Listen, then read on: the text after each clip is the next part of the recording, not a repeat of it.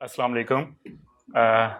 सबसे पहले तो thank you for the management के उन्होंने मुझे एक ऐसा मौका दिया है कि मैं आप लोगों के सामने आके कुछ चीज़ें इस तरह की लेके आऊँ कि जो कि हम रोज़मर्रा की रूटीन में कर रहे होते हैं और उनकी वजह से हमारे जो सोसाइटी है, हमारा इन्वायरमेंट है, वो भी इफ़ेक्ट हो रहा होता है, हमारी जो प्रोडक्टिविटी है वो भी इफ़ेक्ट हो रही होती है। साद ने जो स्टार्ट किया उसमें सबसे पहला जो सेंटेंस इसने बोला कि इंसान जो है वो बेशक खसारे में है, तो क्यों ना उस खसारे को हम अपने तक कोशिश करके हम कम करें। वो कम किस तरह से होगा? वो तब होगा जब हम अपनी जो एफर्ट्स हैं वो पुट अप करेंगे। जब मुझे इस सेमिनार के लिए इनविटेशन आया तो मुझे एक लिस्ट शेयर की गई कि इसमें से टॉपिक बताएं कि आप कौन से टॉपिक पे बात करेंगे। तो मेरा जो टॉपिक मैंने चूज किया वो वर्कफोर्स डाइवर्सिटी पे किया है। अब इसमें वर्कफोर्स और डाइवर्सिटी दो सेपरेट चीजें हैं। वर्कफोर्स क्या होती है? वर्कफोर्स है कि आप लोग जो एक ऑर्गेनाइजेशन में जो लोग काम कर रहे होते हैं इकट्ठे मिलके उसको हम वर्कफोर्स कहते हैं। डाइवर्सिटी क्या है?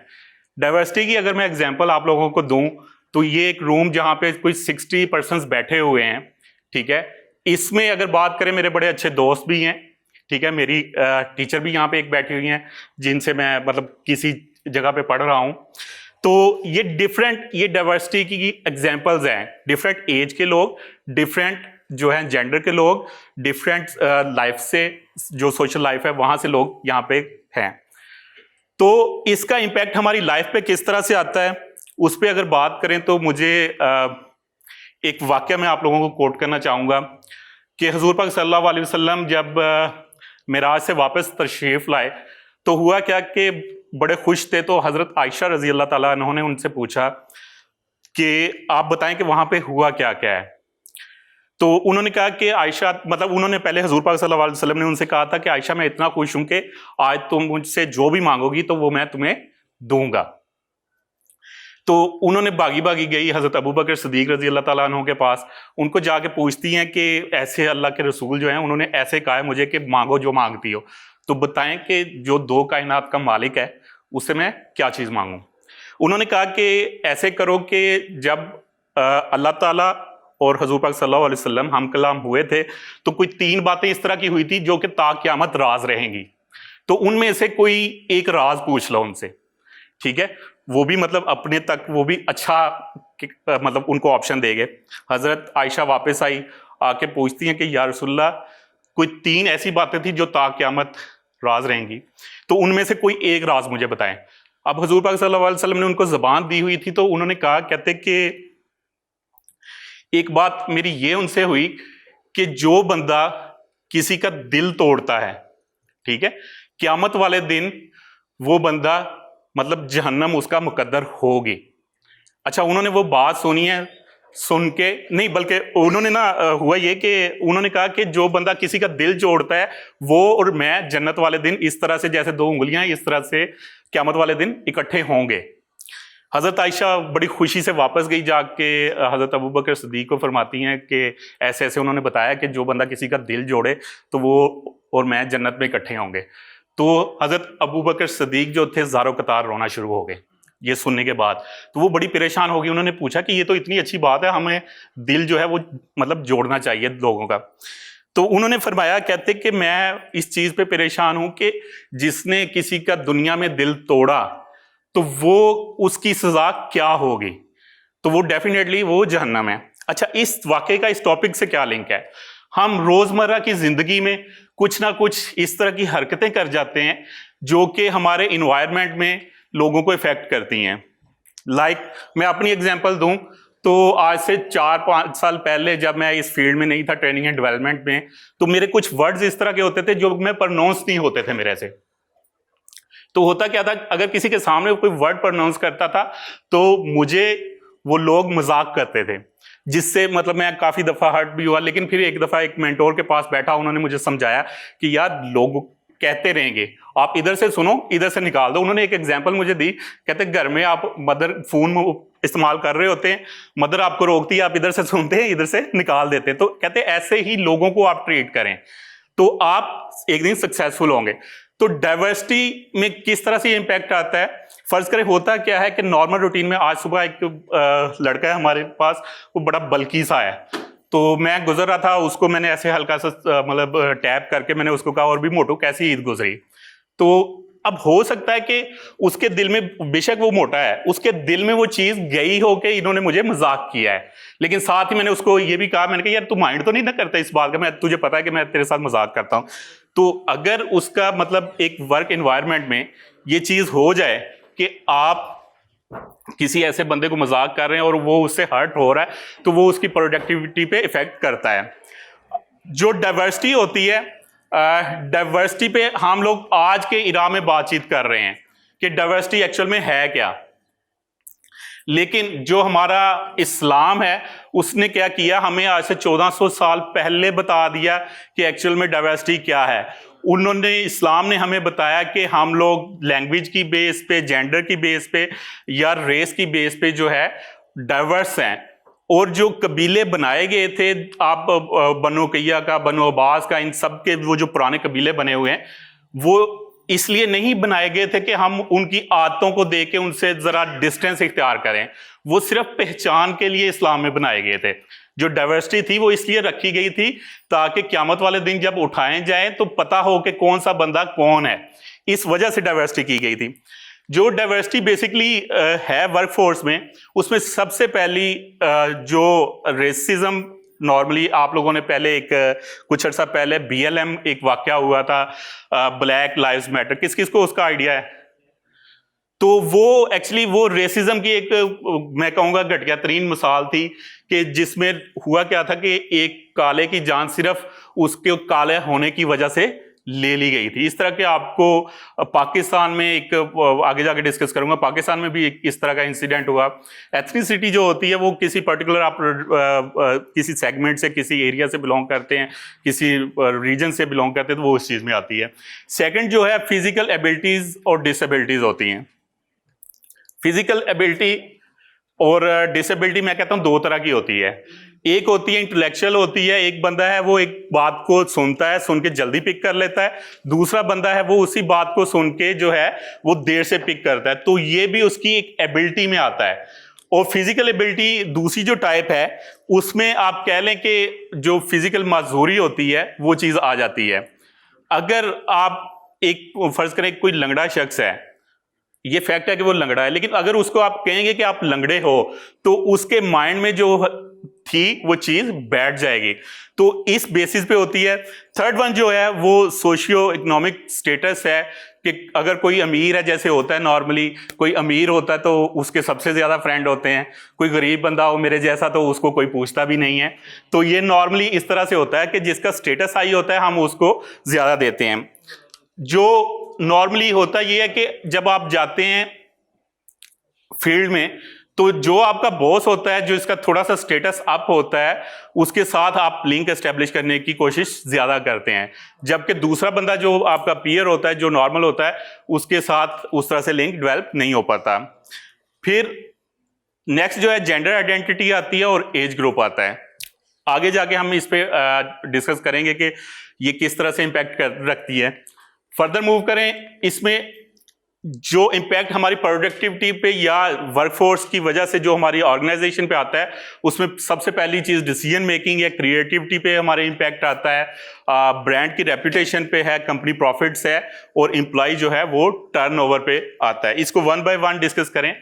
ये सबसे पहले डिसीजन मेकिंग पे आते हैं। किसी को आइडिया है कि जो डिसीजन मेकिंग होती है वो किस तरह से हो रही होती है? सर आप थोड़ा सा ऐड करेंगे इसमें कि डिसीजन मेकिंग नॉर्मली किस तरह से हम कर रहे होते हैं?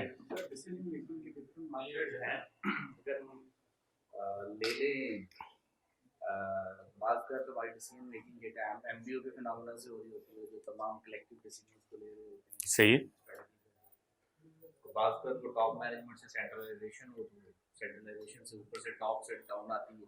सही है। तो ये डिफरेंट मेथड्स हैं डिसीजन मेकिंग कैसे करते हैं। सही है, डिफरेंट मेथड्स हैं, लेकिन इनके पीछे अगर हम बात करें तो एक ही प्रोसेस हमेशा फॉलो हो रहा होता है।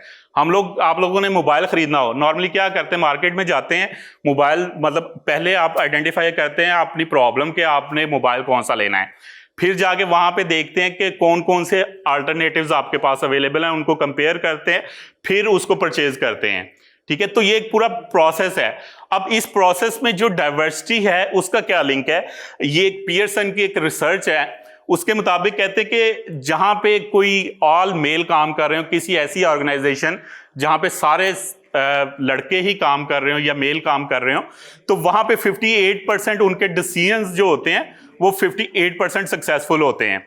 सेकेंडली कहते हैं कि अगर जेंडर डाइवर्सिटी कर दें कि उसमें सिर्फ मेल्स के साथ फीमेल्स ऐड कर दें, तो वही रेशियो आपकी जो है वो बढ़ के 73% पे आ जाती है। थर्ड में एज का फैक्टर आ जाता है कि जब आप एज डिफरेंट कर जाते हैं, जैसा कि फर्ज करें आपके पास ऑलरेडी जो लोग काम कर रहे हैं वो 40 से 50 के दरमियान में काम कर रहे हैं, तो आप करते क्या है, उसमें कोई यंगस्टर्स डालते हैं। नेयाटेल की अगर मैं आपको एग्जांपल दूं तो नेयाटेल का ये कल्चर है कि यहाँ की टॉप मैनेजमेंट से लेके जो लोअर मैनेजमेंट है सब आपको डाइवर्स किस्म के मिलेंगे। लाइक मैं आपके सामने खड़ा हूँ, एक की पोजीशन पे हूँ वहां पे, तो मैं जब आया था आपकी तरह बिल्कुल एक फ्रेश ग्रेजुएट उठ के आया था और ग्रो किया हूँ। कुछ लोग मतलब एज अभी मतलब 28-29 की एज में एक पोजीशन पे पहुंचना, ये डाइवर्सिटी की बेस्ट एग्जांपल है। इसमें बाकी लोग जो हैं, कुछ लोग मेरे से सीनियर जो हैं वो भी हो सकता है एज में मेरे से छोटे हों, ठीक है, हो सकता है कि मैं एक फीमेल जो है वो मेरी हेड, मुझे जो है फीमेल हेड कर रही हो और मैं उनके सबऑर्डिनेट हूं। तो इसी तरह से जब हम जियोग्राफिकली भी उसमें ऐड कर देते हैं तो कोई भी डिसीजन मेकिंग है तो उसके रिजल्ट्स 87% परफेक्शन की तरफ चले जाते हैं। उसके नेक्स्ट क्रिएटिविटी और प्रोडक्टिविटी। क्रिएटिविटी और प्रोडक्टिविटी का आइडिया है आप लोगों को क्या होती है, क्या इसमें डिफरेंस क्या है दोनों में? जरा कोई एलैबोरेट करेगा इसको? क्रिएटिविटी क्या होती है? एनीवन?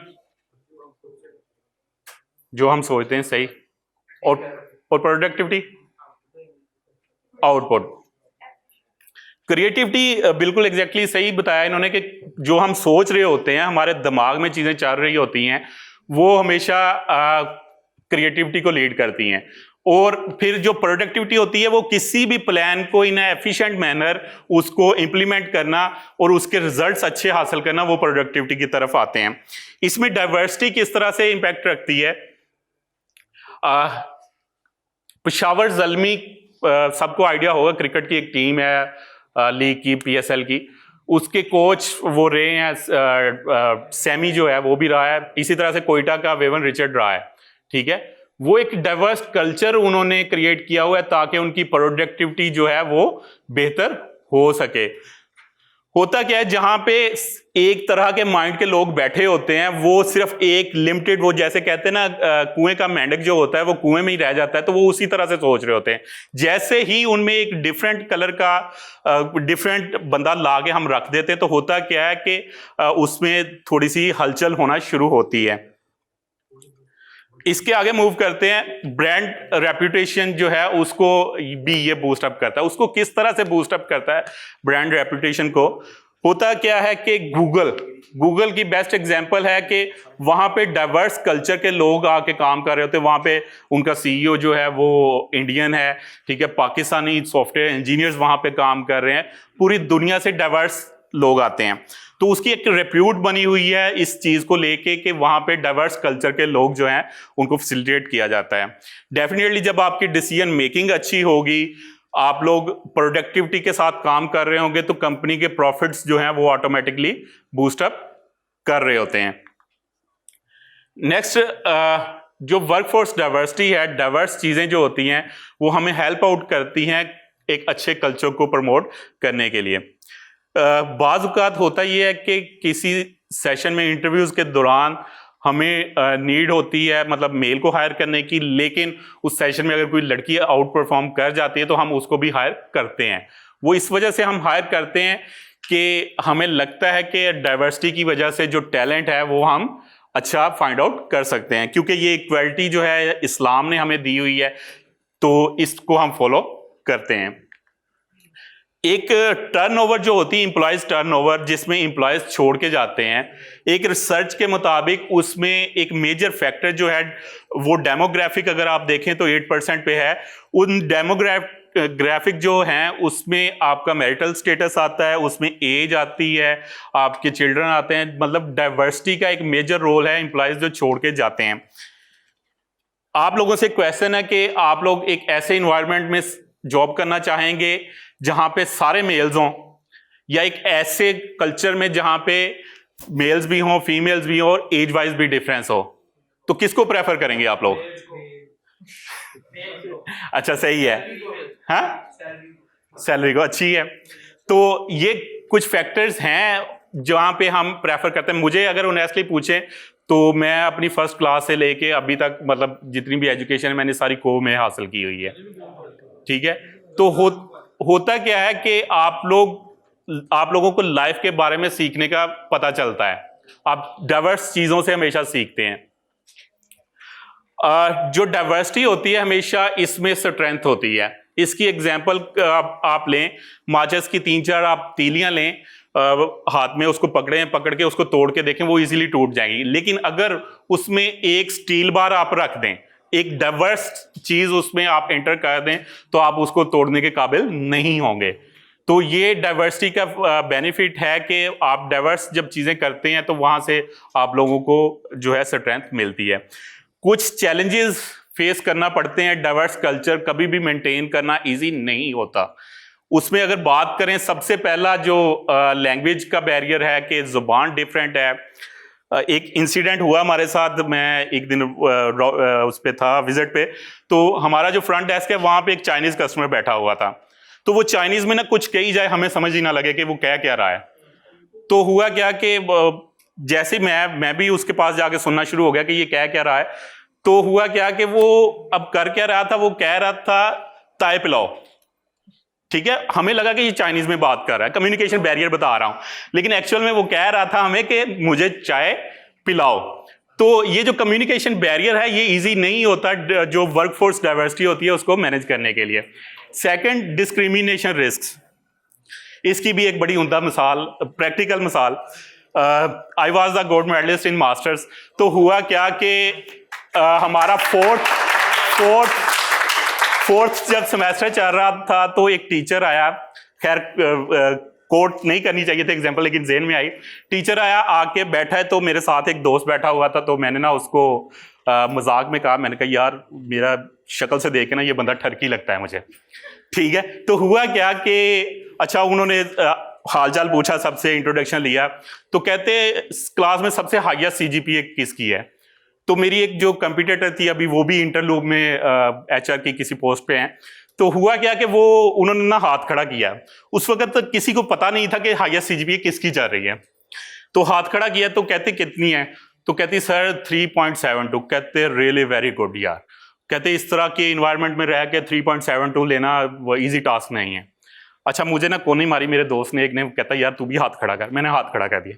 तो कहते आपकी कितनी है, मैंने कहा सर 3.88। कहते ये भी कोई सीजीपीए है। तो ये इस तरह से ये जो डिस्क्रिमिनेशन होती है ये भी आपको ऑर्गेनाइजेशंस में भी मिलेगी। नॉर्मली फीमेल्स की प्रमोशन धड़ाधड़ जा रही होती हैं ऊपर को, ठीक है, और मेल्स की प्रमोशन जो होती हैं वो बेचारे आहिस्ता आहिस्ता स्टेप वाइज चढ़ रहे होते हैं। तो ये डिस्क्रिमिनेशन जो होती है आप लोगों को फेस करनी पड़ती है डाइवर्स कल्चर में जी। उसके बाद कल्चरल मिसअंडरस्टैंडिंग्स होती हैं। इसमें आप लोगों को एक श्रीलंकन जो एक सियालकोट में इंसिडेंट हुआ था, किसी फर्म का मैनेजर था जिसको जिंदा जलाया गया था मर्डर के बाद। तो ये जो चीज़ें हैं कल्चर की वजह से हमें कुछ डाइवर्स कल्चर में जहाँ पे होता है वहाँ पे फेस करनी पड़ती हैं। और कॉन्फ्लिक्ट की हमेशा वहाँ पे एक जो है गुंजाइश रहती है कि कॉन्फ्लिक्ट आ जाएगा। अब जहाँ पे 3-4 पाकिस्तानी मिल के काम कर रहे होंगे वहाँ पे पाकिस्तानियों की स्ट्रेंथ होती है, इंडियन वहाँ पे आ जाएगा तो इंडियन आपको रगड़ा देगा। अगर आप किसी जहाँ पे मिनॉरिटी में है तो वहाँ पे आपको रगड़ा लगेगा, ठीक है, जहाँ पे आप मेजॉरिटी में है आप रगड़ा लगाएंगे। तो ये डाइवर्स कल्चर के कुछ चैलेंजेस हैं जिनको हमने फेस करना है। एट द एंड एक और चीज़ मैं आप लोगों को बताऊं कि कुरान पाक में वाज़िया कर दिया गया है कि किसी अरबी को किसी अजमी पे और किसी अजमी को किसी अरबी पे फ़ौक़ियत हासिल नहीं है। और उसमें हुआ क्या है कि उसकी मेन रीजन ये है कि हम एक ही बाप से और एक ही मां से पैदा किए गए हैं। तो फिर आप या मैं कौन होते हैं कि इसमें हम तफरका डालें, इस पे हम किसी को उसके रंग, नस्ल, एज या फिर जेंडर की बेस पे हम डिस्क्रिमिनेट करें। तो ये मतलब आखिरत में हम सब ने जवाब देना है। तो बीइंग अ मुस्लिम हमें चाहिए कि हम इस चीज़ पे अपनी वर्क लाइफ को, जो अपना ऑफिशियल हमारी होती है, उसमें तो हम इसको इम्प्लीमेंट कर ही रहे होते हैं, अपनी पर्सनल लाइफ में जो है इसको हम मज़ीद इम्प्लीमेंट करें ताकि हमारी आखिरत भी सेव हो और दुनिया में भी हम एक अच्छा जो है नाम लेके जाएं। ठीक है, यहाँ तक था। थैंक यू सो मच, आप लोगों ने बड़ी पेशेंस के साथ सुना है। आप लोगों का कोई क्वेश्चन इसको लेके किसी किस्म का? एनीवन? कोई क्वेश्चन किसी का? पूछ लें, कोई मसला नहीं। कोई क्वेश्चन नहीं? चलें, thank you so much.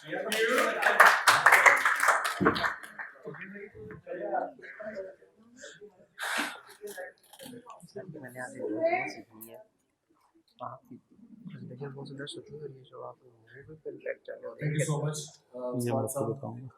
Please put your hand together once again for him. And now I'd like to call upon stage Dr. Azim, HOD, MBS, for a word of thanks. Sir, please.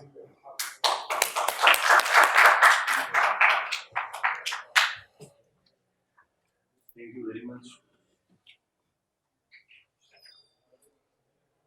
आज का session बेटा basically हम बैठकर सभी हैं, लेकिन उसमें से देखना ये होता है कि कौन क्या हासिल कर रहा है। और believe me, now at the moment जो आपके पेरेंट्स आपकी फी अब तक पे कर चुके हैं और जो सेमेस्टर की फी एक भी अभी आपको पे करनी पड़ जाए खुद कमा के, तो आपको एहसास हो जाएगा कि कितना सीरियस आपने अपनी स्टडीज के मुताबिक होना है। आज का टॉपिक, आज की प्रेजेंटेशन में बहुत सारी ऐसी अच्छी चीजें थी जिनको नोट करना आपके लिए बड़ा जरूरी था। मैं एक्सपेक्ट करता हूँ कि जब नेशनल बिजनेस स्कूल का बच्चा बैठता है तो उसमें कुछ सर्टेन कैरेक्टरिस्टिक्स होनी चाहिए। मैं ये बातें शायद नॉर्मल अपनी स्पीच में ना करता अगर आज उस्मान अलाई साहब ना आए, क्योंकि इनका ताल्लुक हमारे साथ ऐसा है कि ये हमारे दोस्त पहले हैं, अपने प्रोफेशनल डेजिग्नेशन पे ये बाद में हम इनको कंसिडर करते हैं। तो वो इनकी हमारे साथ रिलेशनशिप और दोस्ती से फायदा उठाते हुए मैं बाद ऐसी कड़वी बातें भी कर सकता हूँ जो मैं किसी और के सामने नहीं कर सकता, but we feel that he is the part of our university. हम इनको अपना पार्ट समझते हैं, इसलिए हम इनके बैठे हुए भी अपनी बहुत सारी बातें डिस्कस करते हैं। बेटा आज सर प्रेजेंटेशन दे रहे थे, आपको भी कल को इंशाल्लाह फ्यूचर में आपका अपना बिजनेस हो गया, अपनी किसी कंपनी में अच्छी पोजीशन होगी, आपको ऐसी ही प्रेजेंटेशन देना पड़ेगी टॉप मैनेजमेंट के सामने। उसमें बहुत सारी ऐसी बातें थी, वेल प्रिपेयर्ड प्रेजेंटेशन थी, और मेरा नहीं ख्याल कि सर ने एक दफ़ा भी वाइट बोर्ड की तरफ देख के हेडलाइंस पढ़ी हो जो आप लोग नॉर्मली प्रेजेंटेशन में पढ़ते हैं। सर ने अपने आप की बॉडी को, जेस्चर्स को, फेस जेस्चर्स को बड़ा नॉर्मल काम रखा है। बास किसी प्रोफेशनल से बंदा बहुत सारी चीजें सीखता है, ये मैंने आपको बिल्कुल छोटी सी बात बताई है कि आप ये भी सीख सकते हैं। और एक और छोटी सी कड़वी सी बात, मैं हमेशा अपनी क्लास में ये बात करता हूँ, आज मैं यहाँ पे करना चाहूंगा। बेटा बहुत इजी होता है, कोई यहाँ पे खड़ा बात कर रहा हो, आप अपने दोस्त के कान में एक बात करें या साथ बैठे दो दोस्तों से बात करें। बात करना जो है वो गुस्ताखी नहीं होती, आपको बात जहन में आ सकती है, उसको शेयर करना, उसको बोलना बहुत अच्छी बात है, लेकिन ऐसी बुज़दिलाना काविश बड़ी बुरी बात होती है। किसी को की बात जहन में आ रही है वो बोल रही, सर को स्टॉप करके बोले, क्या sir I want to add this thing in it. ये है कॉन्फिडेंस, ये है बात की वर्थ। अब हम कैसे बात करते हैं, ये आप टफ में नहीं, बाकी भी यूनिवर्सिटीज में मैंने पढ़ाया तो यही, हम क्या बात करते हैं कि जब एक पर्सन खड़ा बोल रहा होता है तो हम अपने दो दोस्तों को हंसाने के लिए आहिस्ता से बात करते हैं, जो कि इंतहाई, मैं इसको बुजदिलाना काविश बोलता हूँ। कॉन्फिडेंस है, बात अच्छी है, वर्थवाइल है, तो उसको बोलने, हमें सुने, हमें सुनाएं। ऐसे चोरी बच्चों की तरह बात करके भाग जाने में फायदा नहीं होता। हमने बहुत बड़ी बड़ी यूनिवर्सिटी से सेमिनार देखे हैं, वहां पे बच्चे बोलते हैं, इतना बोलते हैं, लेकिन वो स्पीकर को स्टॉप करके बोलते, सर एक्सक्यूज मी। अच्छा, अगर कोई फन एलिमेंट भी है आपके जहन में, तब भी आप स्पीकर को स्टॉप करके बोलें ताकि सभी उसमें एंजॉय कर सकें। ये हमेशा याद रखें, विद इन क्लास और सेमिनार। मैं अपनी बात को समेटूंगा, आपने भी जाना है। I am very happy for placement bureau की टीम। मेरा नहीं ख्याल के ऐसे इनिशिएटिव नॉर्मली यूनिवर्सिटीज में लिए जाते हैं। हमारी एक सीरीज है जो नेशनल बिजनेस स्कूल के लिए अरेंज की गई है, जिसका आज 9th सेशन है, जो एक बड़ी अचीवमेंट है। अभी लास्ट सेशन होने वाला है, तो I am very happy for hour one department placement bureau which is putting their efforts at its peak. हमारे लिए सारे रिसोर्सेज प्रोवाइड करते हैं, और ये जो रिसोर्सेज आपके सामने आते हैं, यकीन करें, अभी मैं इनके ये सेल छोड़ गए थे, मैं इनके सेल के पास बैठा हुआ था, जितनी देर सर यहाँ पे डिलीवर करते रहे हैं आपको ये अपना प्रेजेंटेशन, उतनी देर सर का सेल, मेरा ख्याल है कि 1 मिनट के लिए कंटिन्यूस खामोश नहीं था, साइलेंट पे था, और कंटिन्यूस सर को कॉल्स आ रही थी। अब आप इससे अंदाजा लगा सकते हैं कि कितना इंपॉर्टेंट है इन लोगों का टाइम, और वो हम टाइम बाय करके नहीं, हम इनसे रिक्वेस्ट करके कहते हैं, और ये उसको ऑनर करते हुए फॉर द नोबल कॉज आपको कुछ समझाने के लिए यहाँ पे आके खड़े हो गए, तो ये बहुत बड़ी बात है।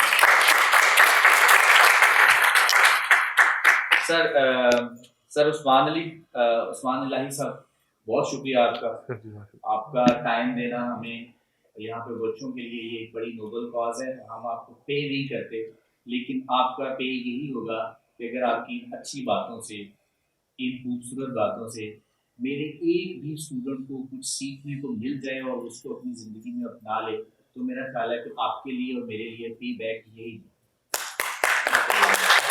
Thank you very much.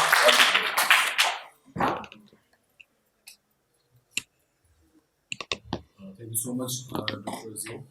Now, to conclude and to end this whole session, I'd like to call upon stage Mr. Umar for his question. Please on stage for the final words. And right afterwards, I'd like to call upon all of the faculty and heads for the ceremony of prize distribution. Thank you very much. साथ उस्मान साहब आपका बहुत धन्यवाद sir, आपका sir आप कितने खूबसूरत क्यों हैं। अच्छा देखिए, आज जो टॉपिक डिस्कस हुए हैं वो डाइवर्सिटी पे था, किसी कैसे लेके आ सकते हैं, उसकी इम्पोर्टेंस क्या है। ये जो हमने सीरीज स्टार्ट की हुई है, ये बेसिकली एक डाइवर्सिटी है, डाइवर्सिफिकेशन है। वही बातें जो आपको बुक्स के थ्रू आपके टीचर्स, आपके प्रोफेसर्स आपको बता रहे हैं, उनकी प्रैक्टिकल एग्जाम्पल्स तोड़ करके नए तरीके के साथ आपको दोबारा सिखाने की कोशिश की जा रही है। ये डाइवर्सिटी है। अच्छा, इसकी इम्पोर्टेंस कितनी है।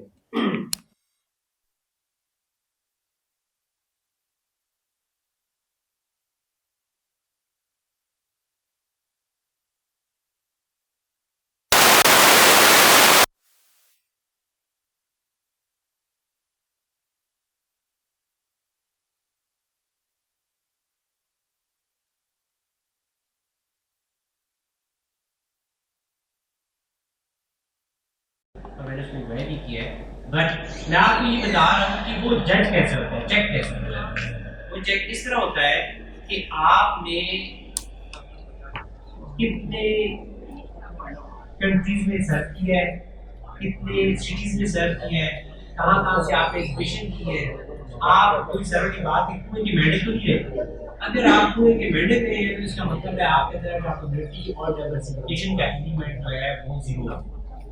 और वो आपको इस तरीके से चेक करते हैं कि वो आपकी जितनी भी पास्ट लाइफ होती है उस पे डॉक्यूमेंटेशन को चेक करते हैं और देखते हैं कि किसने कौन कौन सी डिग्री, कौन कौन सी जॉब, किस सिटी में, किस किस इलाके में, किस किस कल्चर में। तो आपकी सोच है कि जो आज का टॉपिक डिस्कस हुआ है इसका इम्पैक्ट आपकी लाइफ पे किस हद तक आ सकता है। आप अगर इसको एज अ लेक्चर ले कि एक तरफ से डाल के कार में दूसरे से निकाल के घरों में चले गए, आपकी मर्जी। और अगर आप उसको सीरियसली सोचें, अच्छा मैं स्टडी अब्रॉड के लिए गया तो मुझे उस बंदे ने पूछा इंटरव्यू में, जब मैं वीज़ा अप्लाई करने के लिए गया तो उन्होंने पूछा कि आप जिस डोमेन में स्टडी करने जा रहे हैं वो तो पाकिस्तान में नहीं है, आप इसको नहीं जा रहे हैं। तो वहाँ पे एक जवाब था एक्सपोजर। और एक्सपोजर क्या है? In other words diversity, diversification, adaptability, ताकि हम बाकी लोगों से मिल सके, दुनिया को मिल सके, जान सके कि दुनिया में इन किन चीज़ों के ऊपर काम किया जा रहा है, कौन कौन से कल्चर, कौन कौन से मज़ाहिब, वो बातें जो मज़हब के बारे में हम शायद पाकिस्तान में सुन नहीं सकते और वहाँ पे हमें सामने सामने बैठ के उनको बर्दाश्त करने का मौका मिलता है। हमारे अंदर एक बर्दाश्त का मादा एक एलिमेंट आता है। तो इन शॉर्ट ये है कि ये जो आज का टॉपिक डिस्कस हुआ है इसको आपने अगर सीरियसली लेना है तो आपने इसके बारे में सोचना है कि आप अपनी ज़िंदगी में आने वाले वक्तों में डाइवर्सिफिकेशन कैसे ला सकते हैं, कौन सा ऐसा काम कर सकते हैं कि जिससे आप मल्टीकल्चरल एनवायरनमेंट में जा सकें, आप डाइवर्स किस्म के पीपल के साथ। अगर आप लेट्स सपोज आप मज़हब कोई ले रहे, अगर आप अहले तशय्युअ हैं तो आप अहले सुन्नत के साथ कैसे बैठ सकते हैं, और अगर आप मुसलमान हैं तो आप किसी गैर मज़हब को कैसे बर्दाश्त कर सकते हैं, अगर आप से रुचि के साथ कैसे डील करते हैं, पंजाबी के साथ कैसे डील करते हैं। तो ये सारी की सारी इसकी एग्जाम्पल्स हैं। मैं सर आपका डॉक्टर अजीम साहब आपके साथ कॉपरेशन का कि आप बच्चों को इंगेज किया और माशाल्लाह बच्चे आए और बड़े कॉपरेटिव करे, उन्होंने बातें बड़े गुड सुनी। इसलिए आपका बड़ा मशहूर, आपके तमाम डिपार्टमेंट का मैडम आपका बहुत शुक्रिया। उस्मान अली साहब आपने टाइम निकाला और सर बिल्कुल ठीक बात कह रहे थे कि आपका जो फोन है वो नॉन स्टॉप बच रहा था, आपके कीमती वक्त आपने हमें दिया। वक्त का कोई नियम बदल नहीं है। अगर कोई इंसान आपको अपना वक्त दे रहा है तो वो आपको अपनी जिंदगी दे रहा है, ठीक